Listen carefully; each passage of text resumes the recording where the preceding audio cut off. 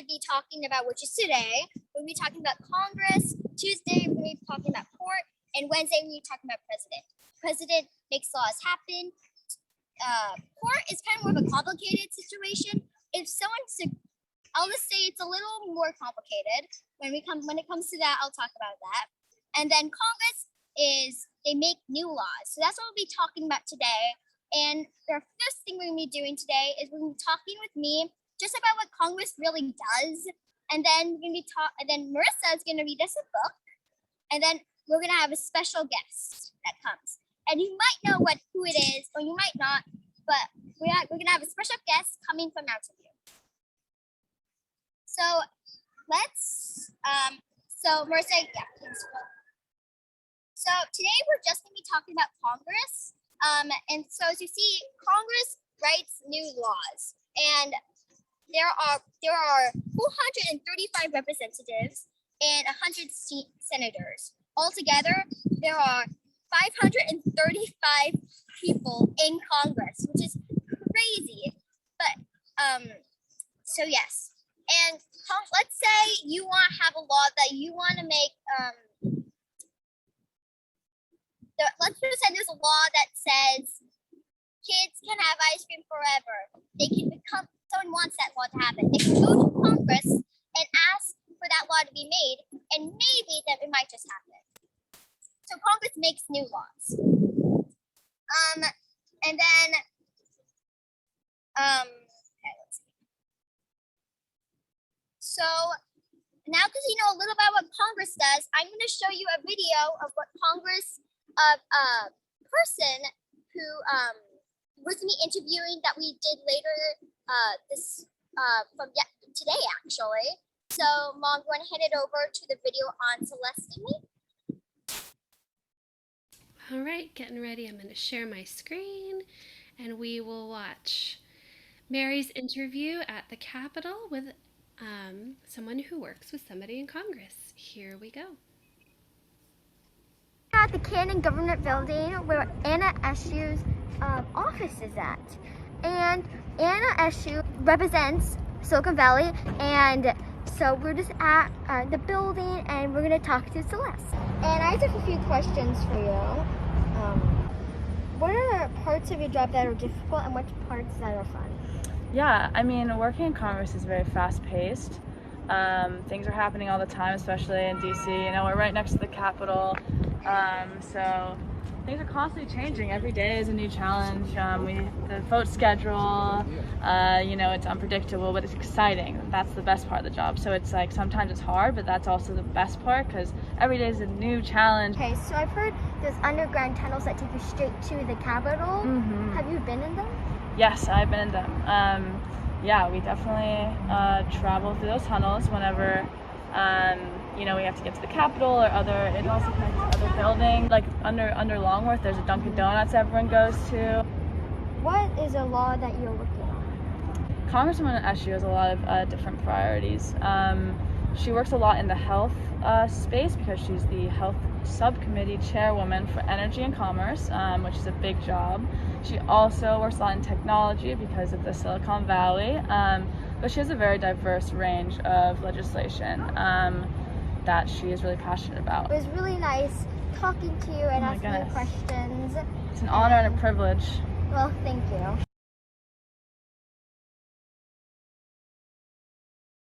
Sorry, getting there. Stop and share. There is another part to the video. Mary, can you tell us a little bit about what this next video is going to show? So the next video is kind of about, so Celeste has been very generous to show us a little about what her office looks like. And so the next one is kind of like a tour of the office building, especially her room. All right. So here we go, a tour of Anna Eshu's office.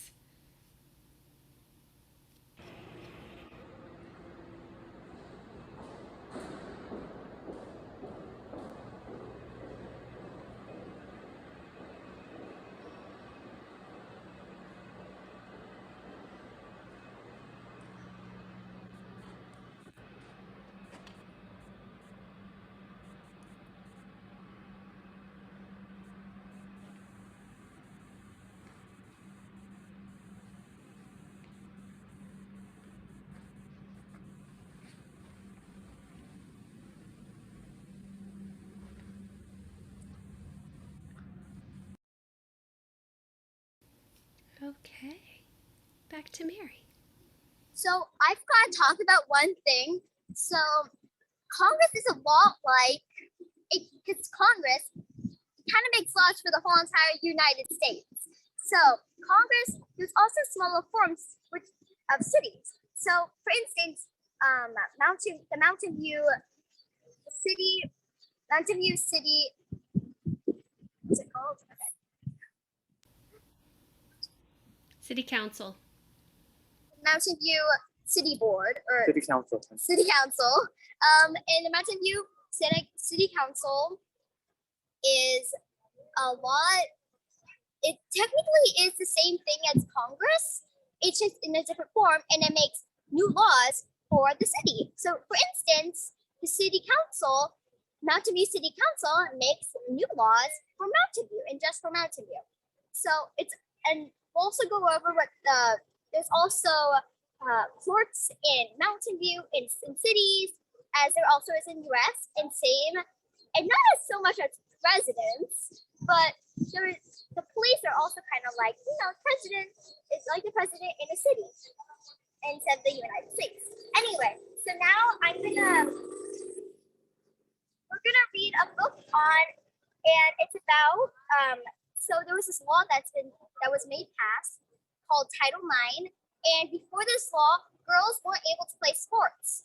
And once the law was passed, girls were now able to play sports. So this was a big law that had been passed and had been happening. So Marissa, do you want to take it away on the book? Absolutely. And this is a book that you can get at the Mountain View Library.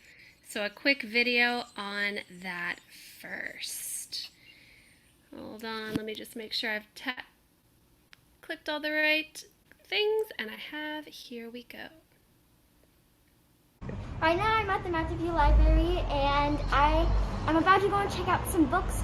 The library is officially open, so you're allowed to go inside, and I'm really excited to go in, so let's get in. And we're on aisle 523 to 48, and yeah. And it's called An Equal Shot.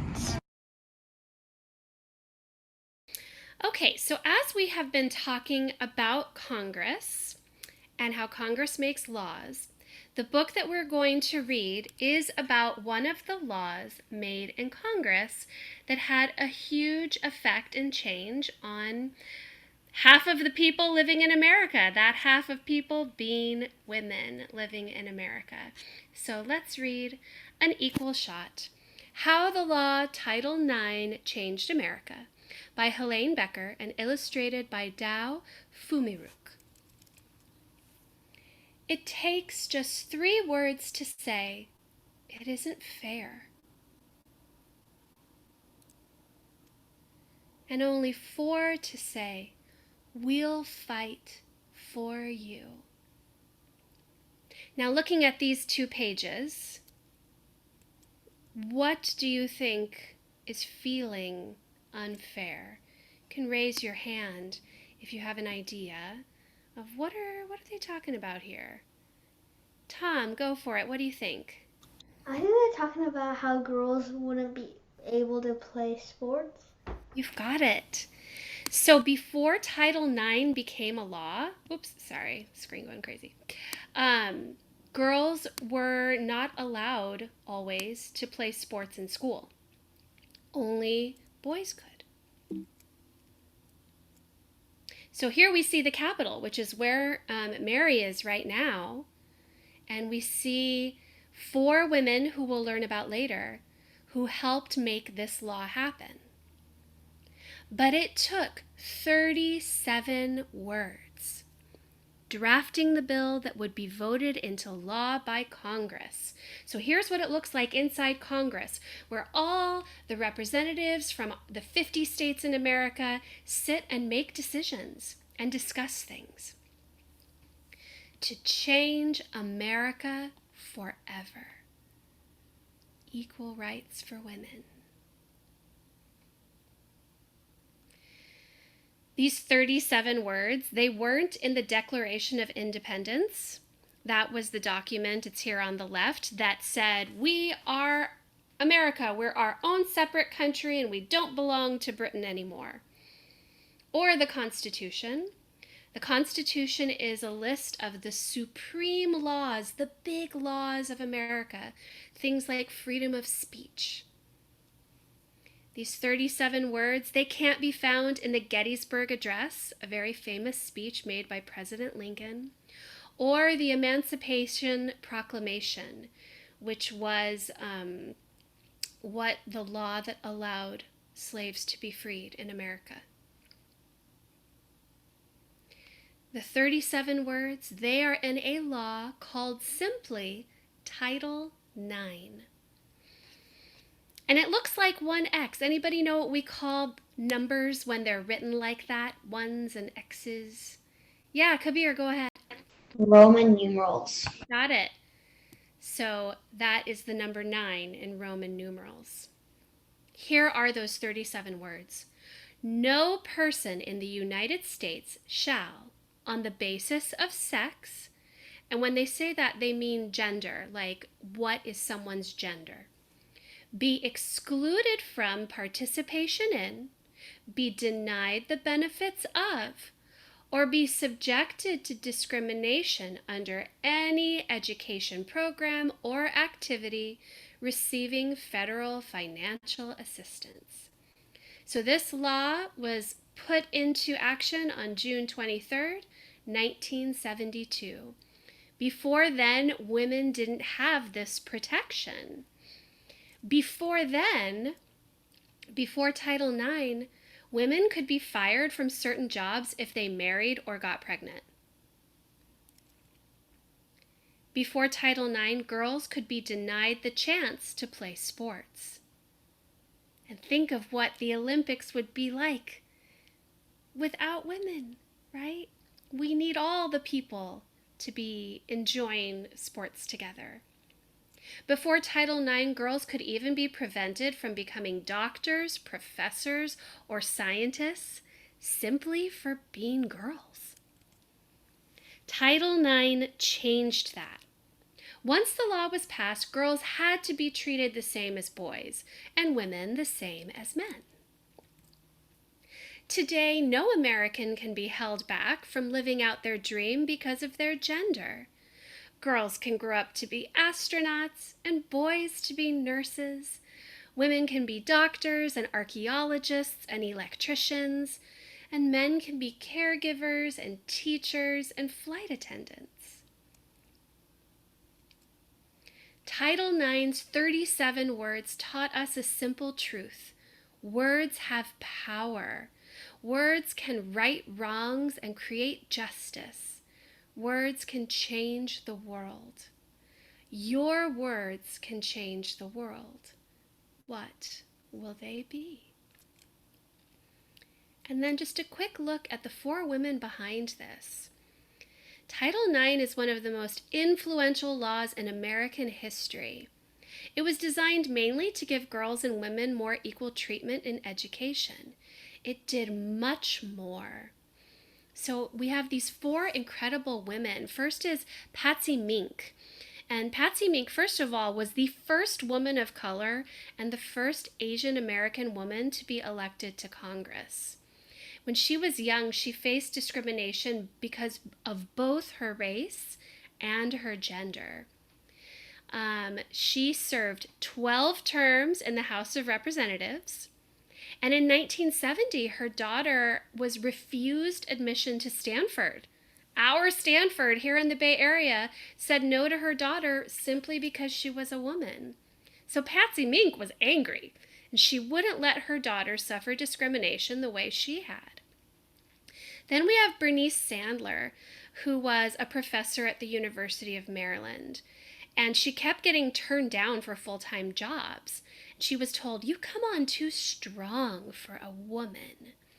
So she decided to research gender discrimination in the workplace. Then we have Edith Green, another member of Congress, who heard of Bernice's work and then decided to have congressional hearings to learn about gender discrimination, bringing Congress together to talk about it. Then we have Shirley Chisholm. Shirley Chisholm was the first Black woman elected to Congress. She was an outspoken champion for civil rights, and she supported making sex discrimination illegal. She said, "During my entire political life, my sex has been a far greater handicap than my skin pigmentation." And then they talk about Senator Birch Bayh from Indiana was a man who was really helped as well.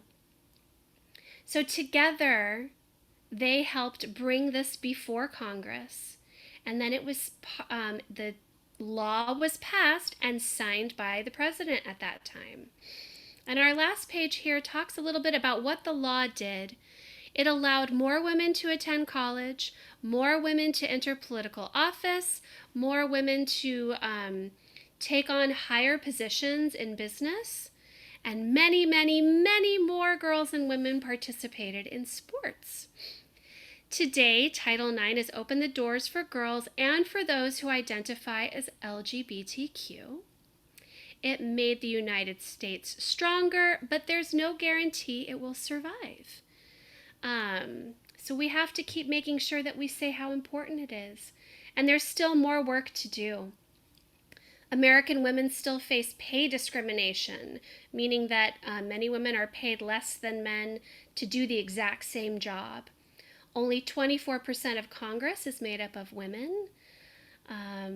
There's a few things here. Professional athletes are paid much less than their male peers. Yes. It was like a big rain. Oh wow, let's check in with Mary in Washington. Tell us what's going on, Mare. There was a big rain and wind in this direction, so we have to go. Okay, Mayor Kamei. Few questions because it's getting really crazy. So, Okay. let's do a few questions. Let's introduce Mayor Kamei first. Okay. Sorry. That's okay. It's hard to hear you. Why don't we wow. Wow. Wow. Okay, I see Mayor Kamei. Welcome, Mayor Kamei. Everyone, we are so lucky to have with us today the mayor of Mountain View, Ellen Kamei. Hi, everyone. I feel really bad for Mary. So, Mary, if you have to go and hide somewhere to be safe from the rain, please go hide and do what you need to do. Don't worry. We'll be okay. We want you to stay dry. Okay, so my few questions are, what do you do as mayor? So what do I do as mayor? Well, I do things like this, which is talk to people, young people like all of you who are interested in government and try to talk about what we do. So in the city of Mountain View, we have 7 people on our city council. And so all 7 of us are elected, and every year it rotates who gets to be mayor and then who gets to be the vice mayor. And so this year in January, I was selected to be mayor. And so what do? I run our city council meetings. That's one of the biggest, most important things that I do. I'm also the spokesperson for the city. So if something happens in the city and the news or the press or a reporter wants to interview somebody, then I am the spokesperson for the city council and the city on what we're doing. And we also, as mayor, you try to help lead on some of the really tough issues in the city. Go ahead, Mary, what's up? Okay. My second question is, what's your favorite? Oh no, We've did we lose lost her? the feed to Washington, D.C. So we'll give them a chance to come back on. Our friends who are joining us, if you have a question, you've got the mayor of our town here. Please put it in the chat, or you can always raise your hand to let us know what question you might have for Mayor Kamei. You're back for only for a moment. They're back for a moment. So, Miss Mary, you wanted to have your mom take over? You want your mom to take over?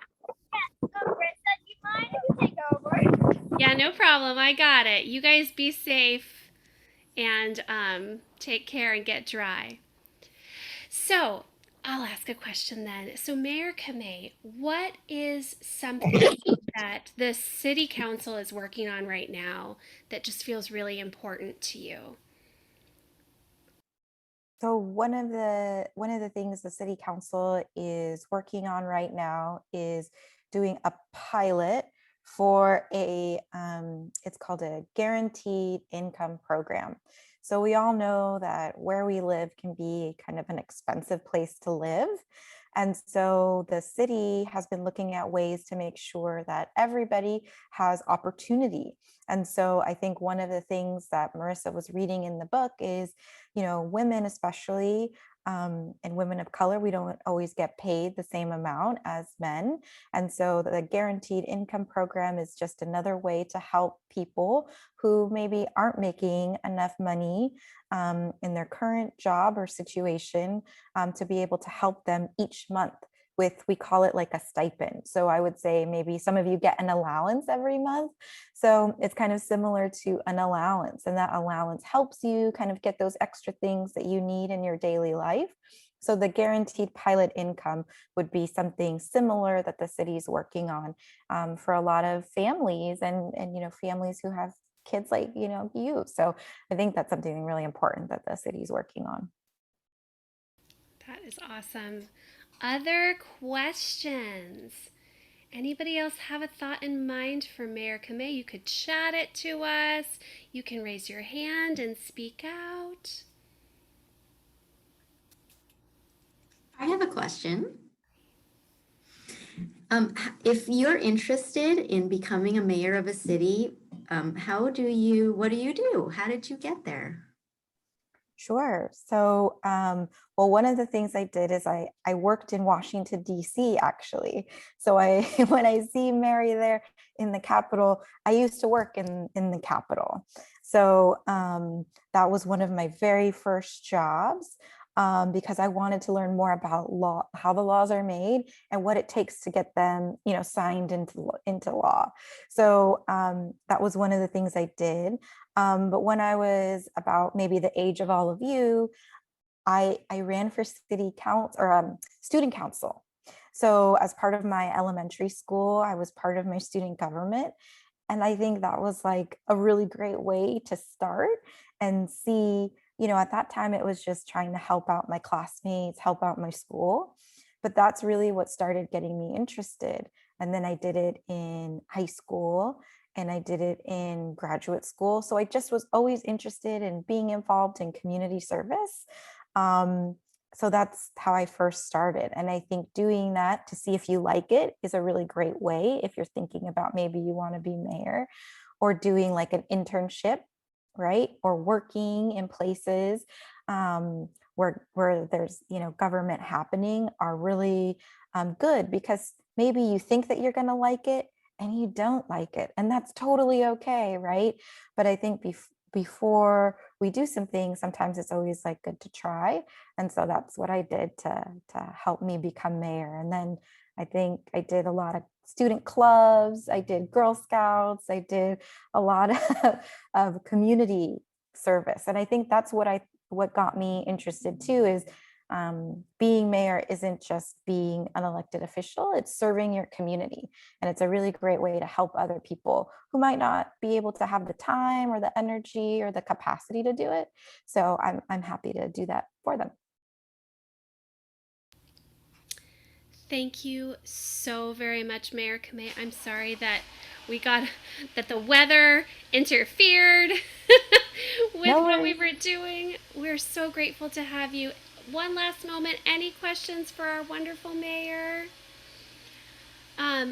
thank you to everyone for coming. We're doing this again tomorrow at 4 o'clock. We'll be talking about the courts, reading a book about Sonia Sotomayor, and also speaking to a judge. Thank you, everyone. Thank you, Mayor Kamei. Thank Thank you. you. Thank you so much. Bye.